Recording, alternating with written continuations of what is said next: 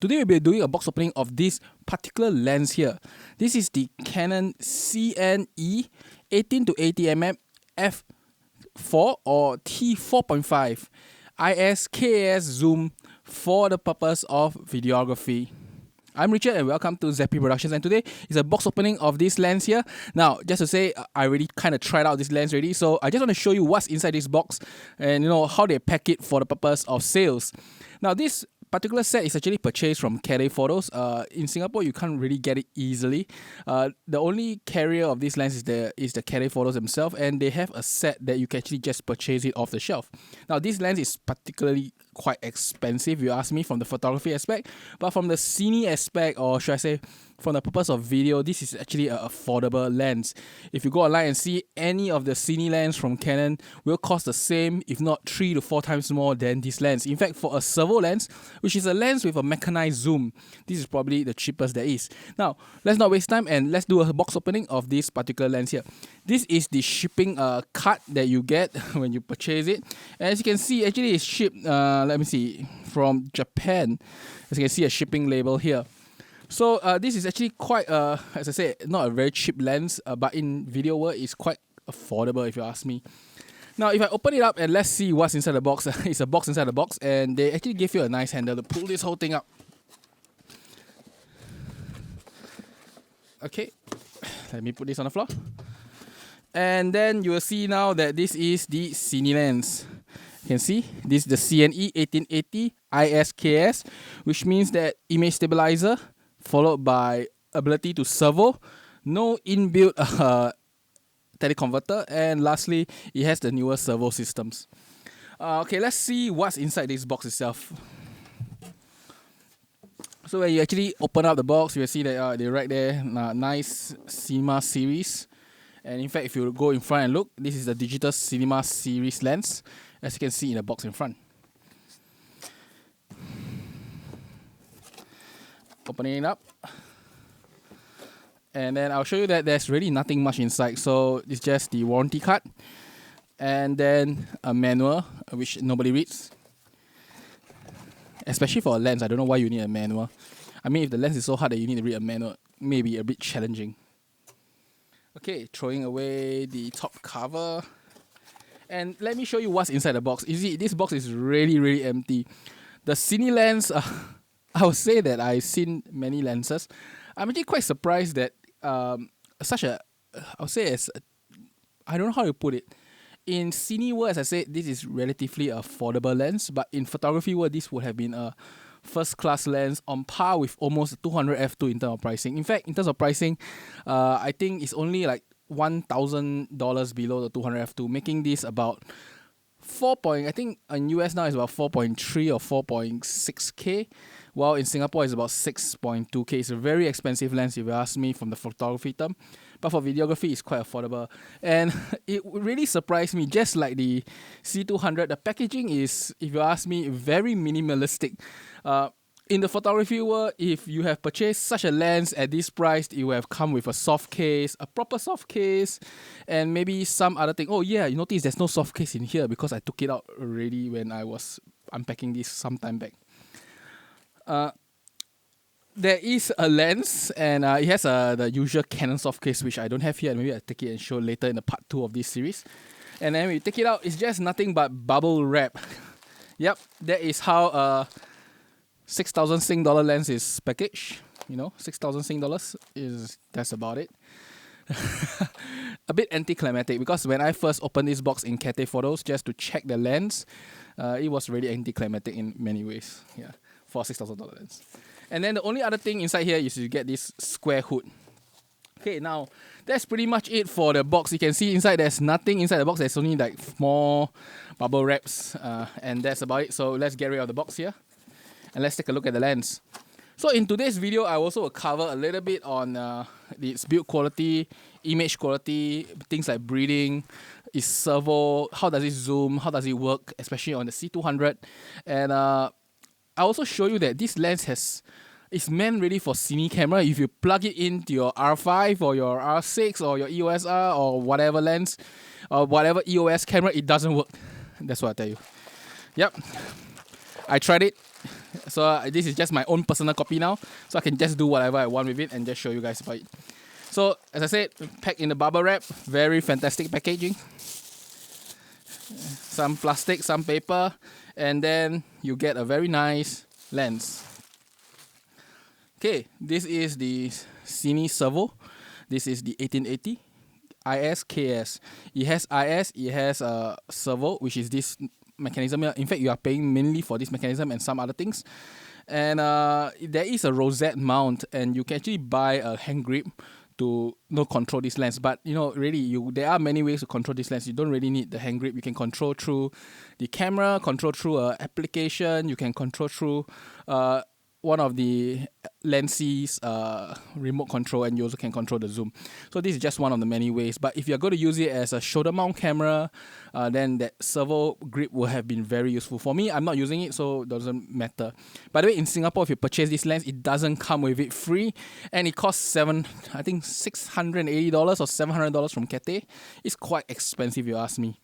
So this is pretty much the lens, and let's take out the hood too, because this hood is a really nice one.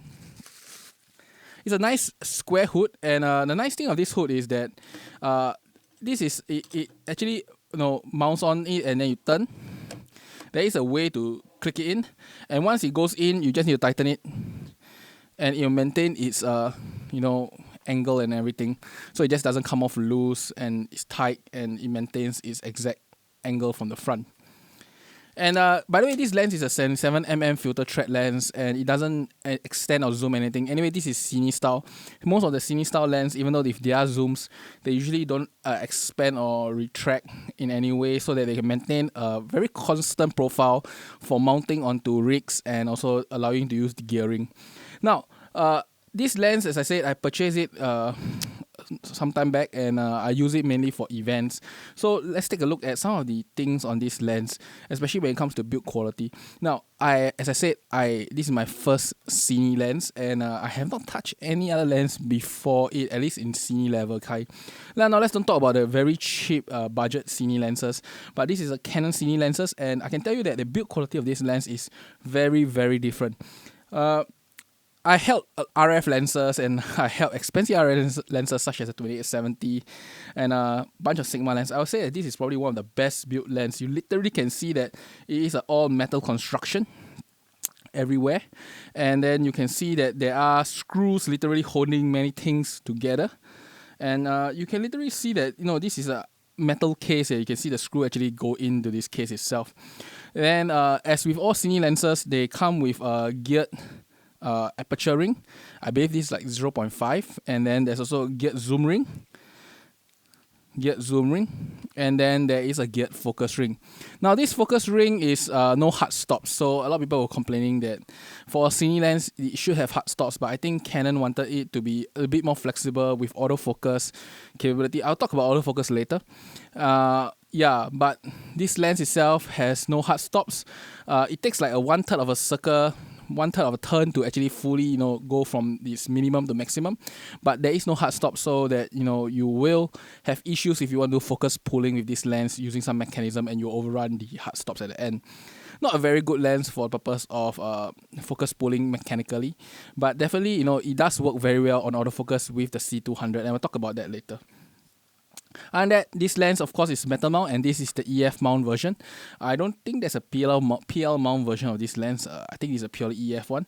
And there's only one more thing to note is that this lens is a parfocal lens, and how they achieve the parfocal is that they have an adjustable thing here, and then you can actually open the gap, and then you'll see there's this adjustment.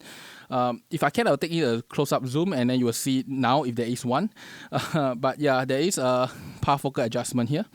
And then there is many switches on this lens. Let me go through the switches. It has auto iris, auto manual iris, autofocus and manual focus switch, stabilization on and off, and then followed by different mode of stabilization, A, B, and C. From what I remember, A is standard stabilization, B is a bit more aggressive, while C is actually tripod, where if you're going to put this camera on and off the tripod more often, the C is the best choice. But from what I test, A, B, C don't seem too much different. Just my opinion. I tried putting on a tripod, taking it out, handhelding. I don't really see much difference, at least that's me. Now, just to note that this is a Cine lens. So, as I said earlier, it doesn't work on the R5. If you are hoping to buy this lens for whatever reason, I don't think you actually purchase this for the R5. But if you were intending to mount on any of the EOS camera and then trying to use it as some sort of news gathering camera with this lens, because this is actually a very good lens for news gathering, you will get disappointed because it doesn't autofocus. It doesn't even engage the IS correctly. The only thing that works on this lens is this servo zoom, and that is by activating the buttons here. You can't really control the speed or anything unless you got the grip, and it really doesn't work in any way. In fact, I contacted Canon on it, and Canon said no, it's not going to work. Of course, they didn't say in such a crude way, but literally it means that nope, it's not going to work. The Cine lenses with their Cine autofocus system is different. That's what literally they told me. The connection is the same, but the signaling system to enable autofocus is different. However, I did note that when I connect this lens into the R5, I can actually see all the statistics of the lens, which is what is the current zoom, is the model number of 1880. Literally, there is electronic communication. It's just that it doesn't work for autofocus, and I'm really, really disappointed. I mean, I didn't buy this lens for the R5, but I was hoping that it could somewhat work, and maybe I could actually use it as a B cam for some reasons, I mean, there are some reasons to use it, right? But yeah, this Cine lens, very nice lens, very nice build, and you can pretty much see that I really quite like in terms of build quality of the lens itself. That is about it for build quality and stuff. Now let's talk about all its other functions, and to do that, I need to switch my lens on the camera, and I'll be controlling my C200 with my controller here, and I'll let you guys see certain effects of this lens, especially the things like its zoom, its parfocal, and of course some other capabilities in it, such as the breathing of this lens. Now I'm back, and I shifted the lens a little, and the camera is actually pointing upwards a bit because I want to show you guys things like parfocal and the zoom speed and stuff on my face itself. Now before this, I was using this lens here. This is the Sigma 1835, and if you are using any form of video with crop sensor, I think this is the lens to buy. f1.8, you just stop down to f2.8 and it's extremely sharp, really worthy of the money compared to that lens there. Now this lens is 1/6 the price, and you don't get 1/6 the quality. In fact, you kind of get slightly better quality because after stop down, I feel that this lens is probably slightly sharper. Now, as I said, the whole purpose of changing the lens is to show you some of its functions, and first thing I want to show you is its zoom speed. So I'm using actually the application here. The C200 can be controlled remotely, and as such, I say you don't really need a servo to do control of this lens itself. So the good thing of using a Cine Servo and with the C200 is you can control such functions. So the first thing I'll do is I'll show you the zoom in, and I can show you this is of course at its widest. Let me zoom in all the way to my face now, and then let me zoom out on my face again.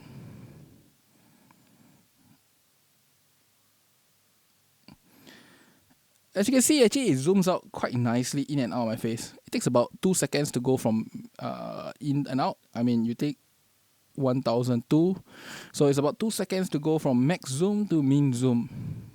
And also, I think as you see me zooming in and out, you also notice that this lens is truly parfocal, and really, there is no focus.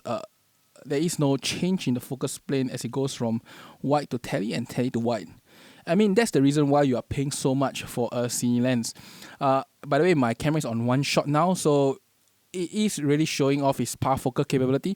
You notice that the background here has a lot of these small little squares, and they are not growing smaller or bigger as it moves in and out to show you that the autofocus is actually catching up or slowing down. You can see that my face is actually perfectly in focus no matter what kind of zoom I am in. Now, in terms of zoom speed, right, as I said, just now was the max, and let me show you what is like one of the minimum zoom speed. You can really do very smooth slow zoom, and I think this is about, based on the controller here, around speed 4. Very nice smooth zoom out. You can actually even go even slower.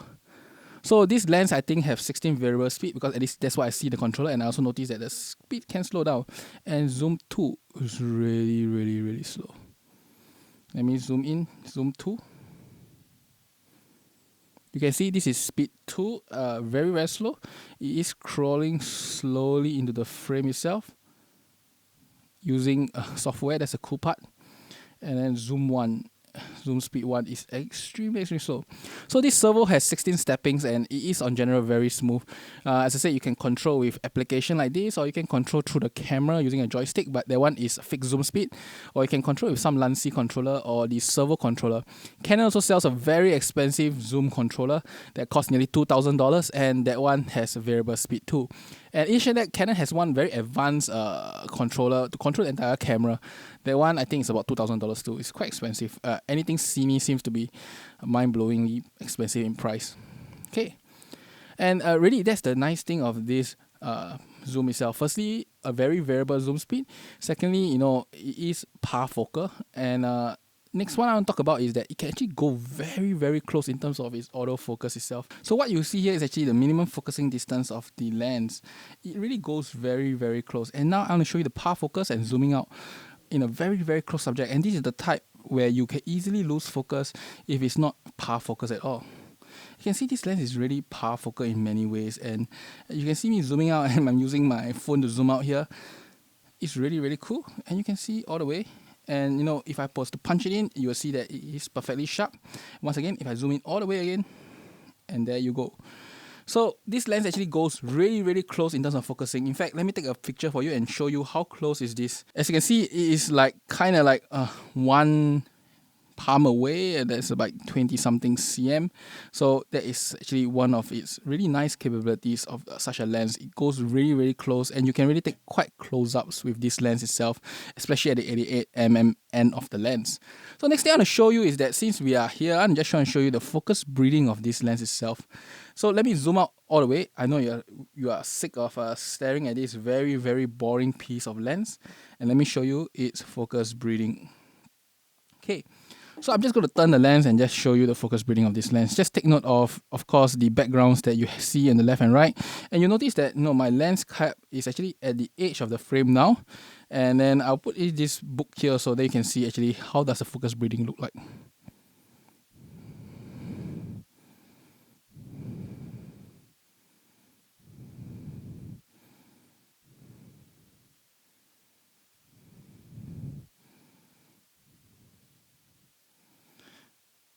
As you can see on the wide end, there is actually some form of focus breathing, and to me it is not really bad, but to people who actually do a lot of cine work, this may be very distracting. But thankfully, normally at the 18mm end, I don't think you will do so much about this bokeh stuff at the very wide end. So let me zoom in all the way again and zoom in here. Now we will do the same thing, and we will see the focus breathing of this lens. Now I need to give you something a bit more contrast, so let me put a white color book behind here and my hand, and then you can see the focus breathing of the lens now.